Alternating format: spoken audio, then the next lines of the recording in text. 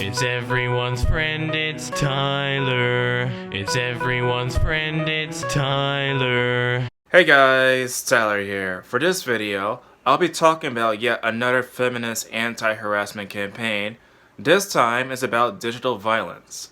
Now in the past, feminists have actually, made some sort of campaigns like Bully Hunters, which more or less had the people play against bullies within the video games to stop harassment. Well, this whole entire campaign is like a repeat of that. Just the same old talking points, but with a new coat of paint. And so without further hesitation, let's take a look at the website and the tweets. Stop digital violence against women. Join the UNFPA to help women and girls feel safe online. Digital violence is violence, digital violence is violence, digital violence is violence, and the whole entire project is being funded by the United Nations Population Fund. Introducing a new copyright for the human body. Bodyright. Own your body online. Your body, your copyright.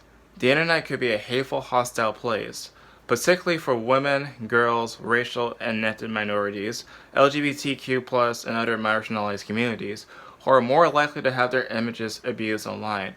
Such sexual abuse includes non-consensual sharing of intimate images, also known as revenge porn, an objectionable term that suggests a survivor deserved retribution or consented to making pornography, deepfake manipulation of imagery using machine learning AI, and upskirting, taking non-consensual images up a skirt or a dress. All are forms of digital violence, which is prevalent, repetitive, perpetual, and pervasive. The consequences of these violations of a person's privacy, dignity, autonomy, and rights are devastating. Make no mistake, even when such violence is perpetrated in the virtual world, the fear, anxiety, loss of self-esteem, and sense of powerlessness are very real and enduring. First and foremost, I want to state that I of course do believe that online harassment is a real thing, that deepfakes are, a real thing, that, of course, the whole entire idea of revenge porn is also a real thing.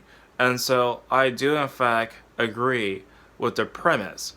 What I don't agree with when it comes down to this campaign is this idea that somehow these bad things means that they're violence. Now, when I think about violence, I think about physical assault in the real world. Violence in the digital world is fake, and so you can actually manipulate the link, like the whole entire images, to have fake violence on the screen.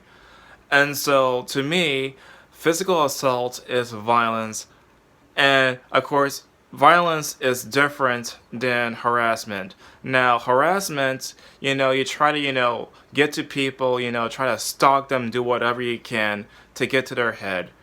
And I think harassment and violence are completely different things. Also, I hate the fact that this campaign is focused entirely on women. Not the fact, of course, that men can also be like the subject of these sort of things. No, it's just only women and women only. Now, I understand, yes, women do in fact face harassment. I agree with that premise. But men also face the sort of same stuff that women face when it comes down to online interactions. And so, if you want to have a campaign that focuses entirely on online harassment, why not make it gender neutral? Why does it have to be about women and women only? Also, this idea that deepfakes is just targeting women. I'm sorry. One of the most famous celebrities, like Tom Cruise, had like a deepfake, and he, of course, was not a woman too. And I'm sure there's plenty of other celebrities out there that have deepfakes of them online, but they're not necessarily women. So again, this whole entire premise is lousy because it's not just about women. Men are also victims of this sort of stuff too. Also, I find it so interesting that the United Nations is telling people to fight against online harassments when they themselves are not their own personal examples. For example, they have starved children as young as 9 to give United Nations official oral sex to get food.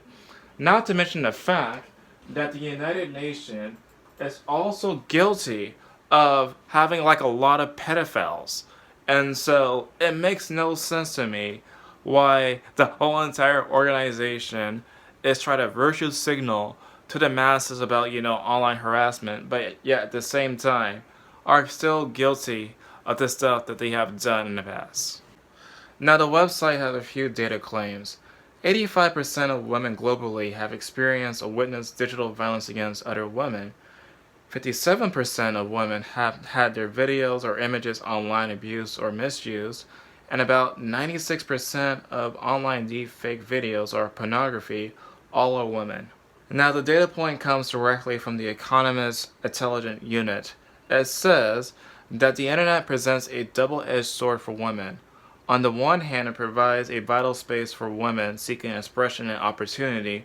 On the other, it's increasingly a vector for abuser targeting women. The COVID-19 pandemic worsened the situation as women spend more time online, increasing their exposure to threats. Just like with the campaign in which the data points are based upon, it seems as though the study is counting any type of harassment against women as violence. I'm bringing this up yet again because, more or less, like I said earlier, violence requires physical assault. You don't get physically assaulted if somebody were to call you bad names when you use your cell phone or a computer.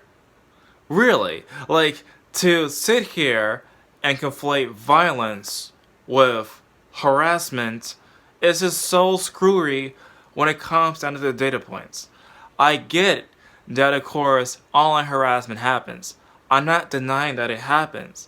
But to have this sort of manipulative language appeals to, of course, emotional sort of, senses towards people. Because when they think of violence, they think about, physical assault. They don't think about harassment online. And so people could, just turn off the computer and not have to focus about online harassment or just mute people or just block people. Really. But anyway, what do you guys think about this new online campaign? Tell me in the comment section down below. And as always, I'll see you guys in the next video. It's everyone's friend, it's Tyler. He's your only black friend, so he's your best black friend. Because black friends are rare, as you should be aware. He smiles like Richard Pryor, so just sit and stare. It's everyone's friend, it's Tyler. It's everyone's friend, it's Tyler. It's everyone's friend, it's Tyler.